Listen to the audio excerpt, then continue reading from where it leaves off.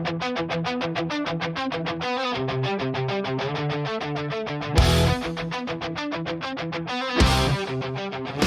goes to the movies. Mark goes to the movies.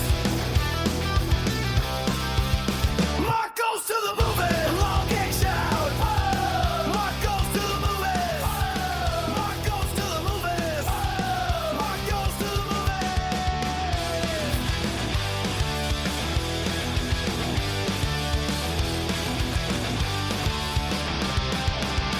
Mark goes to the movies. Hey guys, welcome to Mark Goes to the Movies. I'm your host, Mark. And Mark is a little tipsy at this point.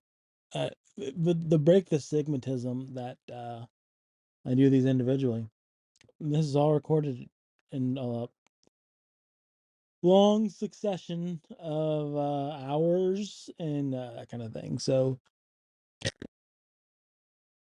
this is we'll see if I can get out and put them out that way. They're always on the weekend though. But it's like, hey, wasn't he drinking in the last episode? It's not alcoholic. This is just still from the first episode. We're gonna break these down into different ones. I'm whispering too for some reason. This episode's not about movies. This episode is about concerts. This is every now and then you'll meet someone that will inspire an episode, and they'll give you an idea. And I met someone who's going. She goes to lots of concerts, and I was like, I've gone to my fair share of concerts. Not as much as her, but I've gone through some fair share of concerts. Matter of fact, let me I thought I lost last episode, and I was like, I can't do that again. Mm.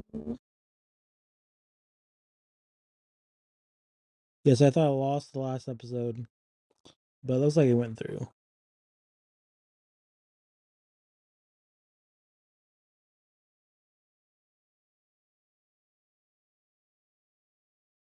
All right. So yeah, today's episode is gonna be about concerts. I've gone to a fair share of them. The funny thing is, I've only been to like maybe like one or two before I met Scott, and then Scott. I guess yeah, was it well the first concert I went to? It wasn't for up here anyways. It wasn't a Scott thing. It was Taking Back Sunday in Amberlin, and I won it off the point. It was one of those things where you had to call, and we used by a certain call. Whoever call number one, like the 105th caller was gonna win. I know it was Taking Back Sunday, Amberlin, maybe one other band, and they played at Pops, and you had to go to the Union Station, go pick up the tickets, and I won a $20 gift certificate to Johnny Brock's, which we never used because you never went to St. Louis. This was when I first moved up here. They didn't have cell phones with maps in them. You had to print off directions. So if you didn't print off directions, you were gonna get lost. So I never went. Oh man, it's been a long day. So Taking Back Sunday is my first show up here. I remember because I was friends with Tim before Scott mostly. Tim was a line leader. We all worked at KPSI, and then I was like, I forgot that of this is the first real conversation I had with Scott, and he's probably gonna be the one who listens to this. Usually the first one listens to all the new episodes. So I was like, oh yeah, I'm going to Taking Back Sunday, because he was going to with his then girlfriend at the time. And he was like, oh, you're gonna get the balcony so you can watch the teenage girls cut themselves. And I was like, I like Taking Back Sunday. I know their emo band.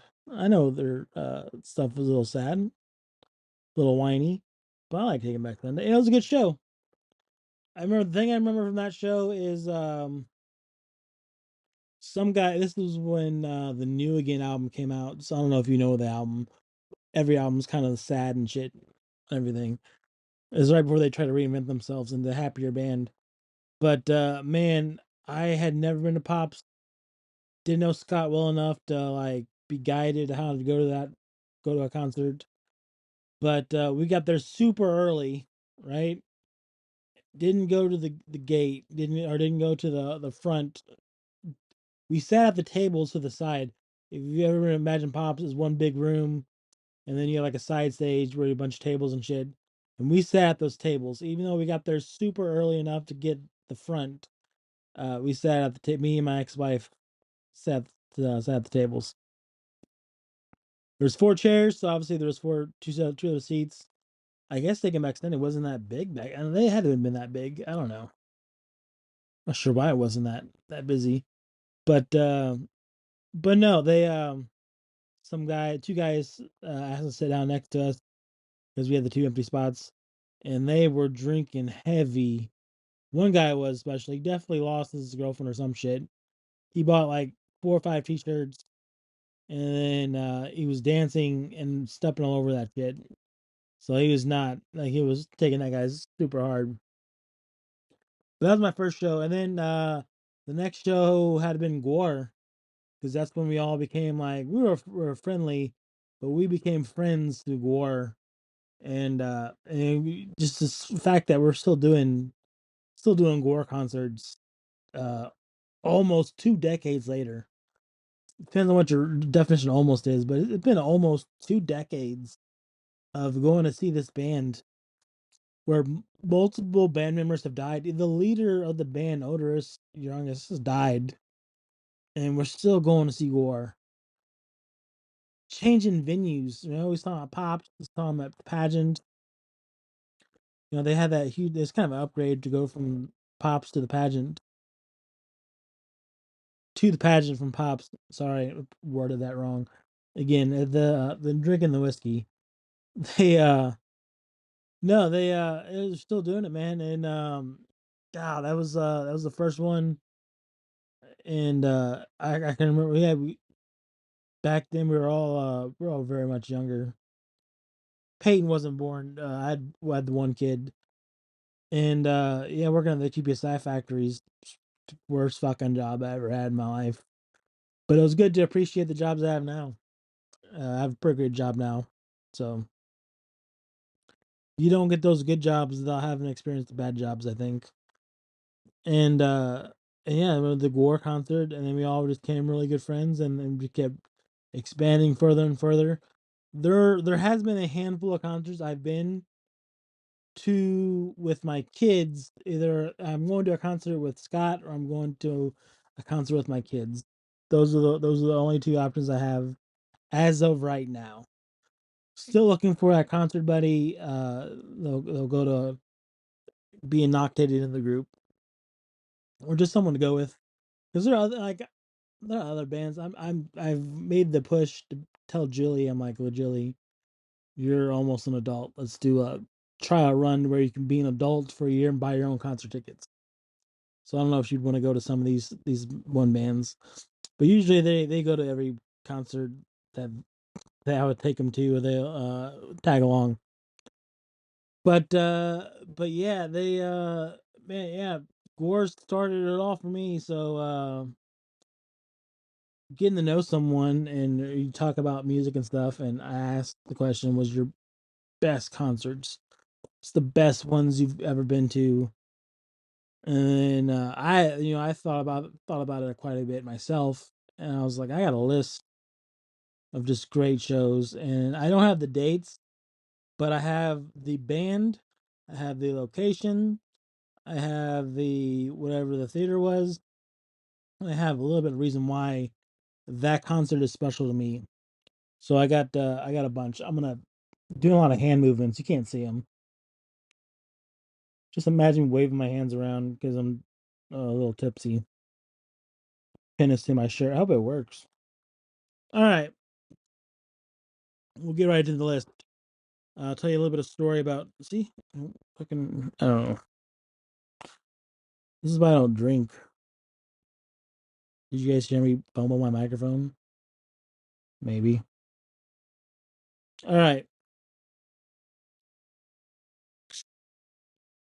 First, the we'll say favorite band. We're not going. We're not counting down. We're going to start from the top and go down. Opposite of a countdown, I guess.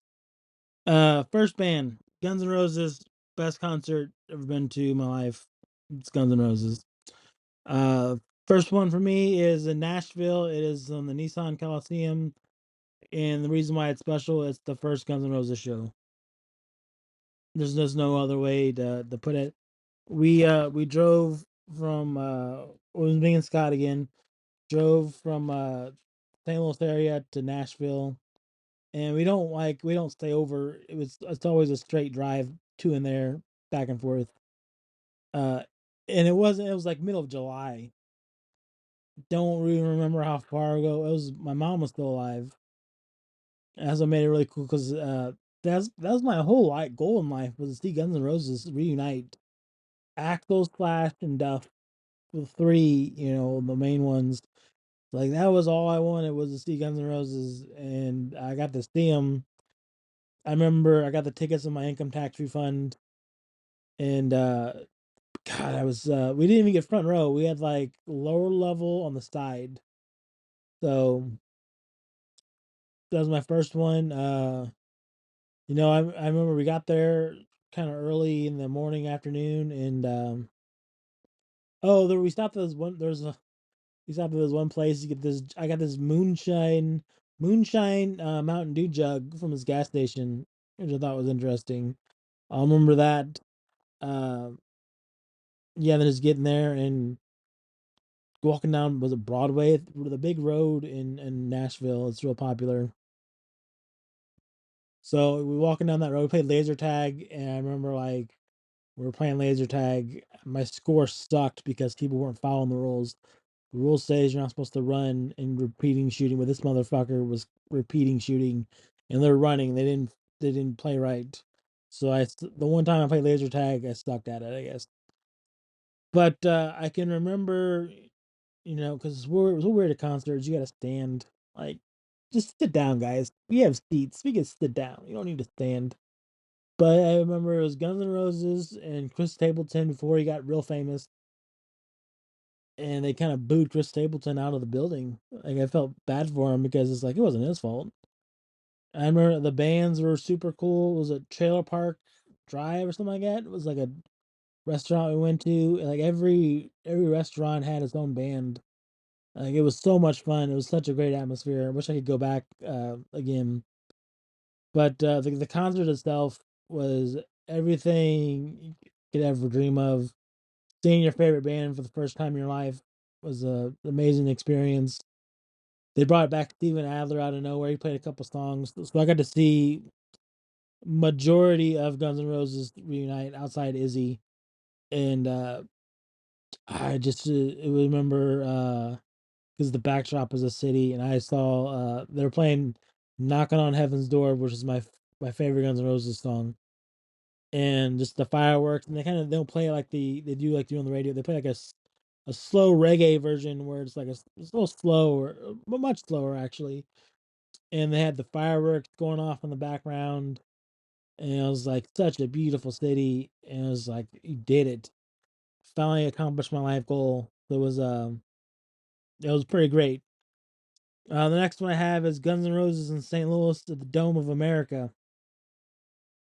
This one was this was right after my mom died. So that was yeah, see, I don't want to tell you the wrong thing. But that was pretty rough. It was a rough year. My mom dying, was not handling it well. Just couldn't it was a rough period for me, and I was separated at that point because I had no I had to sell a bunch of stuff. I was selling all my stuff to get money to go to the concert, or like, not go to the concert, but like buy merchandise for the concert. And so I'll tell you the story that I guess the more relevant. When my mom died, they didn't have anything to do with the funeral planning. Like everyone kind of took over, and everyone was kind of greedy, I guess. More like, because money was involved. And they had a thing where they're like, "Hey, the family can pick out the music to play while I guess the wake where everyone looks at the bodies going on." And my asshole stepdad was like, "Hey, we'll get your song suggestions." And my song suggestions were because I listened to a lot of hair metal. Me and my mom listened to hair metal. I don't know like why he was so against adding some like Ozzy. It was the Mama I'm Coming Home, Goodbye to Romance. It was like stuff that was sad song. It wasn't like I'm fucking playing Poison, Look What the Cat Dragged In, or AC/DC Thunderstruck. It was like sad hair metal music. The one that they did, because we had a contentious relationship about Guns N' Roses as well. He was jealous of Axl Rose. Like Axl Rose is gonna steal my mother. My mother, like, what the fuck is wrong with you, dude? But he never liked Guns N' Roses because of Axl Rose. Thought he was ugly, which I thought was weird. How the man would uh think what another man looks like. But I digress. The one song that they played at the funeral was "Patience" off the GNRI's album.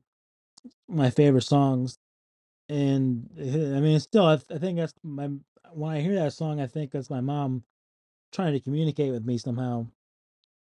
And if you're not familiar with the Use Your Illusions tour, that Tokyo concert, they put it on VHS tape.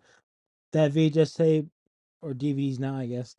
That concert, anyways, is like the biggest That's like reason why I fell in love with Guns N' Roses. It's such a great concert. It's two VHS tapes. When they play Patience, though, he walks across the stage. I memorized it. I know that tape. I memorized those videos, and I know how it worked.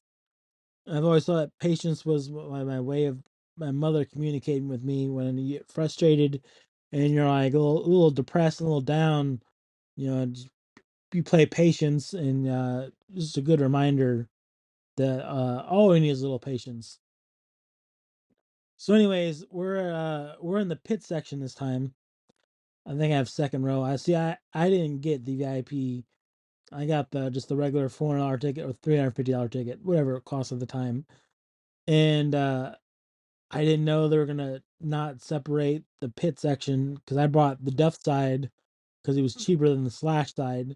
So I was like, oh no, I'm not gonna go. I was gonna go Slash, the Slash side with Scott, and I chickened out at the end, and I went the Duff side. Even though they're not connected, like they're together, like together, you could have went to either one of them. But I got just like second row or whatever, and yeah, it was Dome America. It's not the environment wasn't great. The Dome isn't the best place to see a concert. But what I thought was interesting is that Axl does the same moves he's always done for the past fucking 40 something years or whatever it is. Yeah, I guess 40 years to be Guns N' Roses this year. And yeah, he played Patience, and they did the walk where he goes to the right of the stage, sorry, left of the stage for him. And we made eye contact because we're so close to the stage. We made eye contact, and at that point, and I felt like that song was really special to me at the time. So seeing my favorite band play a song that meant so much to me about my mother, and kind of recreated the scene from when I was a child. It was pretty special. So very much enjoy seeing that first Guns N' Roses in St. Louis concert. Next one is Indianapolis, the other place we saw Guns N' Roses. Only thing really special about that is the bomb threat. That was a great concert. Mammoth, Wolf, Eddie Van Halen's son. They was the opener. It was pretty good. Oh, the Deftones was the opener at St. Louis. I'm sorry, guys. Deftones not great. I'm sorry. So those are the three. I'm gonna see Guns N' Roses again this year, as long as something doesn't happen. They're playing Busch Stadium. I'm pretty excited about it. It's my first Busch Stadium concert. I love that field as well. So that should be another special concert coming up in August. We'll switch bands. We'll go to the Used. This was I don't know what year it was, but they played back to back nights. Their first album and second album. That first album is probably the album of my teenage years. It was amazing. It's me and Aaron Vokerdink. We're like, yeah, me and Aaron Vokerdink were like the only ones that listened to that emo style music with My Chemical Romance and In the U's and Taking Back Sunday when I was in high school, that everyone claims they're into now because it's cool. When you know you wasn't, you know you're a liar, you fucking liar. They me and Aaron Vokerdink burned me the CD, the first used album, and I must have listened to that damn thing till it shattered. Dude, it was completely burnt.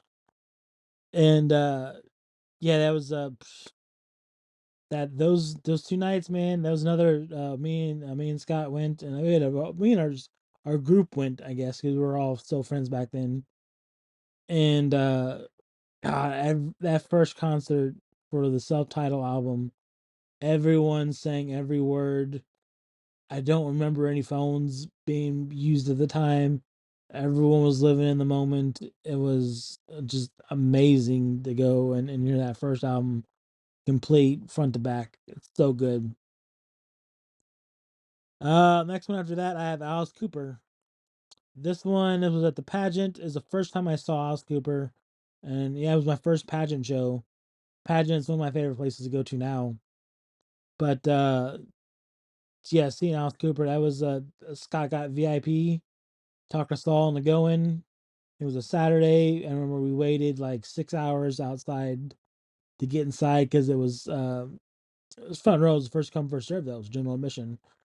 And Scott got VIP, so they got the dollar signed. I think he did it afterwards because I remember getting it signed after that.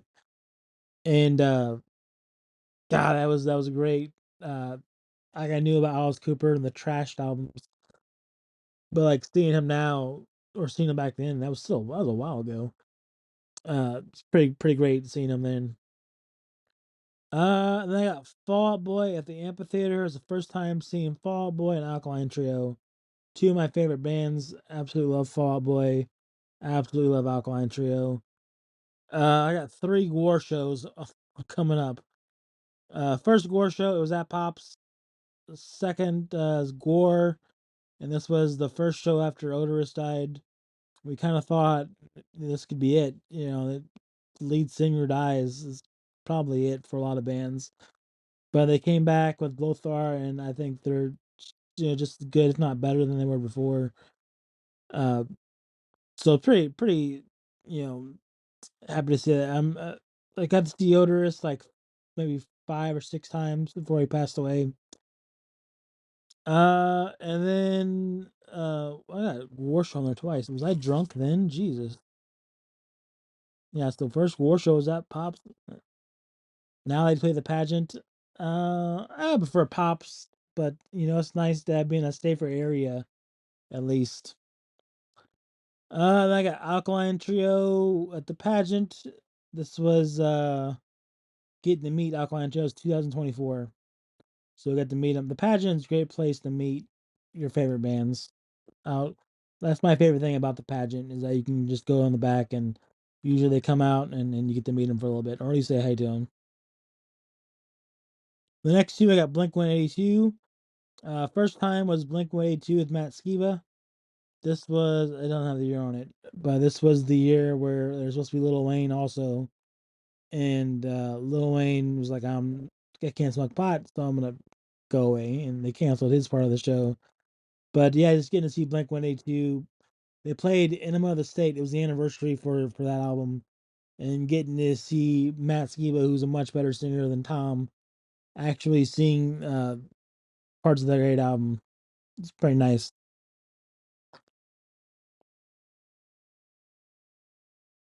The next one is yes, that was this year. Well, that was last year. Sorry, last year's Blink 182 at the amphitheater, and it was the Alkaline Trio as opener. And then Adam Sandler is the only Enterprise Center because I hate the Enterprise Center. It sucks so much. Adam Sandler at the Enterprise Center, and that was the first time I heard the Chris Farley song live.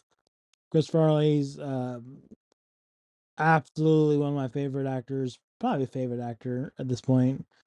I sure do wish he would have had more. But yeah, getting to see the albums pretty cool. Or not album, but the song was pretty cool. Then I got Third Eye Blind at the amphitheater, and this is 2024. It was the year of the summer of shows, is what we would call it. And yeah, so they Third Eye Blind covered The Cure, Just Like Heaven.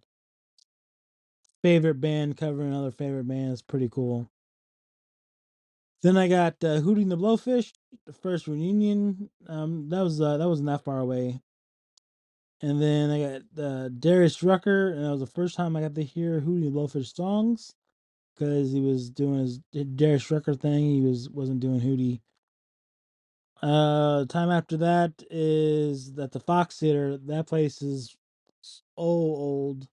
We had next to nosebleed tickets because it was so expensive to get to see him at the Fox Theater.